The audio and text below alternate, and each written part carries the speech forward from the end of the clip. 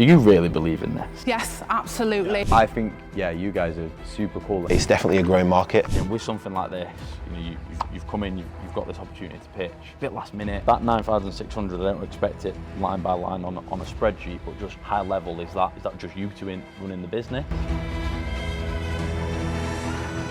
Hello guys. Hi. Nice to meet you. My name's Natasha. Nice to meet you, Royal. Nice to meet you. Nice to meet you. Nice to meet you.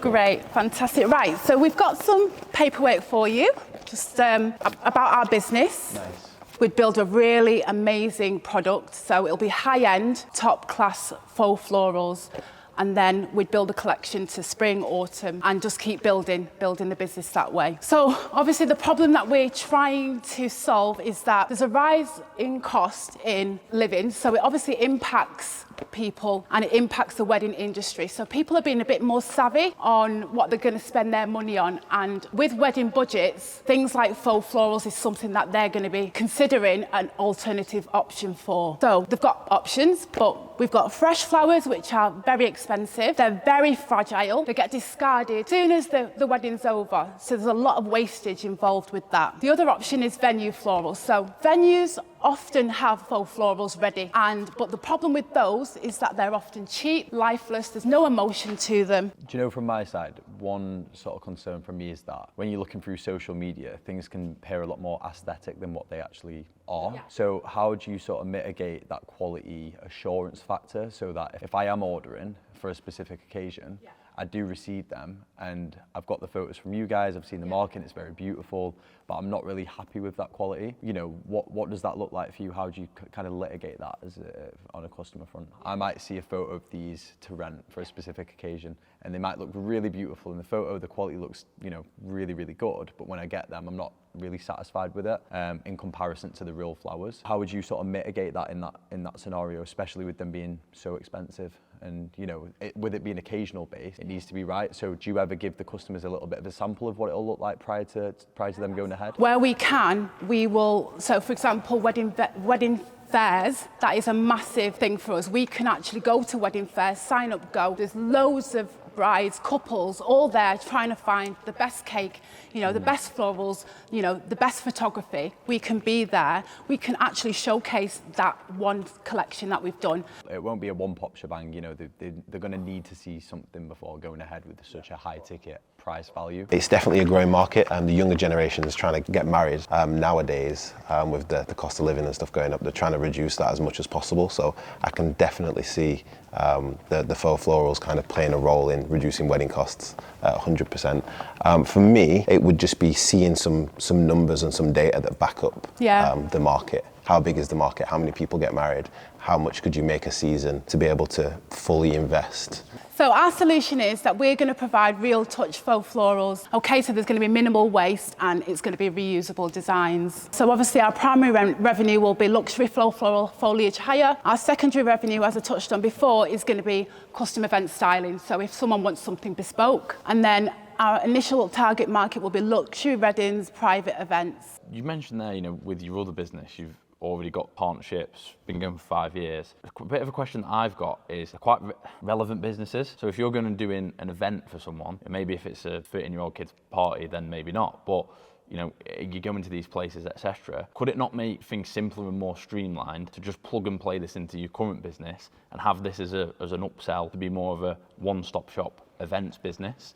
It's just, I'm not saying right or wrong, it'd just be good to understand why you think this is better as almost a separate business under its own umbrella rather than bringing both of these things under one roof. Fizzypop is a business that is a little bit different from this model. What we're creating, it's a business where we have to do everything bespoke. Everything is bespoke. Fizzypop Creations was decor such as balloon decor with props and everything, vinyls, things like that, and just by obviously going through the business, we've started to develop a love for faux florals. So we've seen obviously what faux florals look like, what we don't want them to look like, and we just want to, this is a natural progression into another business. So we've got a business that can do that. So, that's why we're trying to keep them separate. So look at the numbers. You're the finance guy. not necessarily a technical or business question, guys, but do you really believe in this? Yes, absolutely, absolutely, 100%. I think it's a really, really good idea. You know, with something like this, you know, you've come in, you've got this opportunity to pitch, a bit last minute, or we've not got much time. It's almost in your mind, some little lights that come through. It's almost a little bit of, oh, I'm not sure if we, quite believe in this. We've only just been thinking about this for a month. We really have. So what's so at the minute you've got your other business. Yeah. It's an events business. Yeah. So, you know, if we look at Will's business, you know, services, millions of orders, extremely, streamlined, got a fantastic supply chain. So, you know, he can sit above that, manage and focus on growing his business. You guys if you've currently got an events business, I can, only imagine how much graft and work that takes for you guys to get everything prepared, get it in vans, get it to location, speak to clients. Are you sat above that, focusing on growth, making sure you deliver real good customer service, so you can now go all in on this because you've got a fantastic team to push your other business? Or are you guys still going to be running around putting out fires in one business and then now trying to start another business from ground one? Yeah, we're not going to lie, but this is, Exactly where we're at. And we said this morning that we'll have to find people to sort of look after that. Yeah, if this takes off, we will definitely find someone to manage that, because we do want to put the time and effort into this. We believe in this product so much.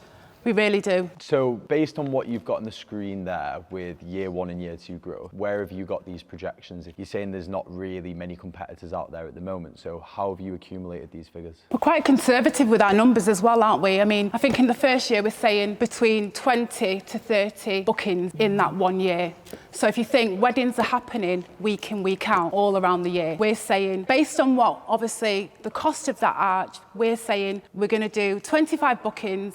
Looking at your gross profit there, sorry, just jumping in, if I'm just tracking on the right page. So you've got, essentially, you've put there revenue minus direct costs. Your revenue's 48,000, your direct costs are only 9,600, right? That 9,600, I don't expect it line by line on a spreadsheet, but just high level, is that just you two running the business? I think an understanding for us is, obviously, if we're going to invest into a company, it'd be good to understand what that is and what it looks like. Also, another question I have is around gross profit. If we've not yet sort of seeked any partnerships with suppliers as of yet, how concrete are you on that figure if you've not agreed to any costings as of yet in terms of suppliers? We're not. Your principle of your idea, it's not just something that you've thought of one night and then woke up the next morning and thought, oh, let's just go and pitch this. I like the idea. There still needs to be some, more meat on the bone.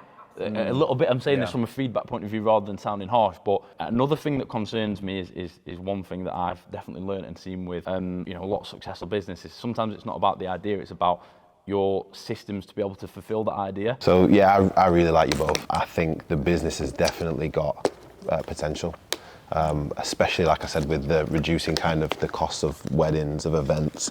I really like the idea of the B2B. I can see hotels potentially just paying you a monthly retainer to come and freshen up kind of stuff. I'm not sure about the sustainability angle. I do think you just need clarity. Clarify everything from the numbers, from the costings. I don't think we're further enough down the journey. Yeah. I know we've not really touched upon the market and the client acquisition strategy, but also understanding what that look like. So for us as investors, customers are the forefront of any business. So what does that look like as far as it goes with the customer journey? Do they go onto a website and fill in a form? Do they contact someone directly through WhatsApp? So if I was a customer now and I wanted to order this, what would be really good for me to know is, what does that look like? But I think, you guys are super cool, and I really, really love this idea, especially with what you mentioned about, teaching other people on how to do it on a B2B transactional basis. I really like that. We also do that within our company. And we've seen so much success with it. It's really supported with the economies of scale, and especially with the costings with suppliers. If you can sort of factor in that more concrete within the business plan, and you can find, I guess, smaller boutiques to work with you and teach them and grow them. There could be consultancy fees that you charge to them as well, which will massively drive up your margins. I really love the idea, but just because it's not quite there yet and not quite concrete, I would be out on that basis. But yeah, I would say one other thing is the scalability of the business. This looks like a good business. It could be that the total revenue is 300 grand in a year, which is a lot of money, but once you start building that business, it might not be a lot of profit. So it's trying to make the business as scalable as possible, where you can make a 10x. You might be able to make 10, 20 million, and you can do it throughout the whole of the UK or international. We've not even got to that yet. Where is the area that you're servicing? Is it online? Can you ship out Is it only the Manchester area? That kind of stuff. So, Logistics. yeah, what does that look like? Yeah, exactly so. A bit like a big piece operation. Yeah. To really dig into what does that cost. Yeah. And I think with that, there's two different businesses. There's the local Wild and Bloom that does local weddings and that kind of stuff like that will have a limit, but there's the international business that you might be able to create, and that might look vastly different. But from an investing point of view, it's a complete different business at that point. Yeah. So I am out. I've not said it yet, but We gathered that. Absolutely. It's like at the minute, it's sort of a jigsaw. There's a potentially a beautiful jigsaw here, but sort of there's a few pieces around, and maybe there's just a couple that are left on the table. Yeah. And I think start to, if a little bit more of that jigsaw was visible, then potentially would have been like, well, let's come in and now add a few pieces. Yeah. But I think it's very much in its infancy. Build a few more pieces of that puzzle, and there's potentially a conversation further. I love the line. aesthetics of the deck as well. It was really, really nice. So yeah, well done. Yeah, no, you've done a great job, guys. Well done. And yeah, thank you. if you are wanting to kind of delve deeper, I do it in my mind when I'm looking at starting a business. It's to do that, I do it in my mind, but I would say one of you two play this role and just ask the questions that we're asking to the partner, and then you realise there's holes. Exercise, we're not there, but let's just go and see what happens, listen, take the advice and just crack on. Which we will be. Awesome. So yeah, fantastic. Right, thanks so much for All today, right, guys. no problem. Great to meet you guys. Nice to meet you. Take care. No worries, drop them. Take care. These kids have got big balls, to be fair, when you think about it. You know what? What's the worst that can happen? What we are seeking, the elephant in the room. And what are your skills? Do you really believe in this? Yes, absolutely. If you come into a meeting with investors, bring your best product. The clarity in the business is not there. Because of that, I will be out. Yeah.